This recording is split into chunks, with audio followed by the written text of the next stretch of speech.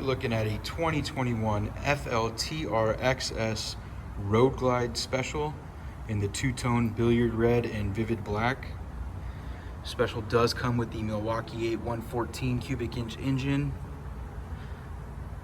And that chopped bar in the front engine guard doubles as a highway bar if your legs are long enough. This is in the blackout package. Has the 2-up seat, nice deep bucket, stretch saddlebags on the Special with Harley-Davidson logoing. These are one touch as well. Has the docking hardware already installed. Throw a backrest or a rack on later. Bullet turn signals and the shorty antenna.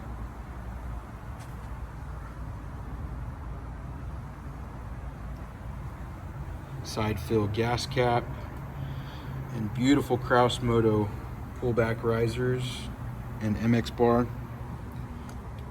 Has the 6.5 inch infotainment touchscreen. We're looking at 1,075 miles on the odometer. Practically brand new bike. Does have the iconic Sharknose frame mounted fairing